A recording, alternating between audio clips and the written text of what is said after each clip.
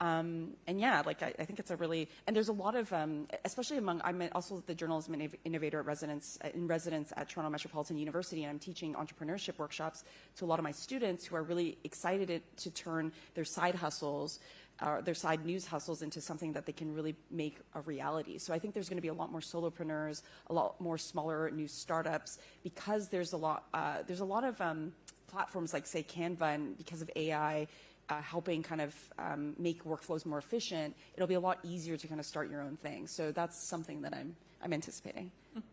Yeah, I totally agree with you. And off the back of that, one of the main conversations we're having all the time is around the creator economy, of course. And I think that, you know, we're going to continue seeing a move more towards the individual versus the publisher, and how publishers kind of embrace that, not only through co-creation and partnerships, but also considering a reality where creators become the distributors of the content, and we actually work with them to, you know, maximize how they're using their platforms and address some disinformation through supporting them with training or whatever that might be. I think like how we kind of combine and mesh those worlds going forward will be super interesting. And yeah, the other thing I think, just, you know, with that in mind, the importance of brand, and I think the brands that survive will be the ones that have a very, very clear value proposition and aren't, you know, trying to spread themselves too thin, which we have definitely been guilty of doing in the past, particularly with COVID, and in a model where you are chasing page views to a degree, it's easy to try and be all things to everyone, and we all know that that's just not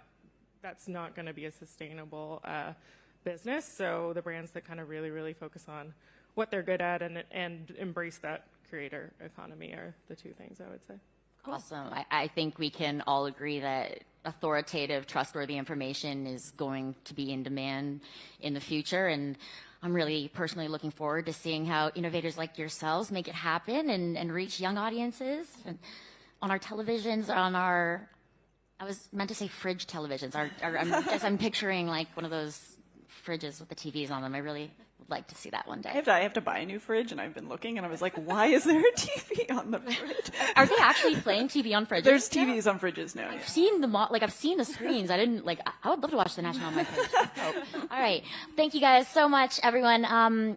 If there aren't any further questions, all right, well, you can come and speak to Allison, Anita, Natalie. Thank you so much for joining us. And up next, before I conclude, Joanna McPherson will be hosting some tech experts up here for some tech talk to talk about how technology is shaping the future of the industry. So if you like AI and all of that fun stuff, it's going to be a good one.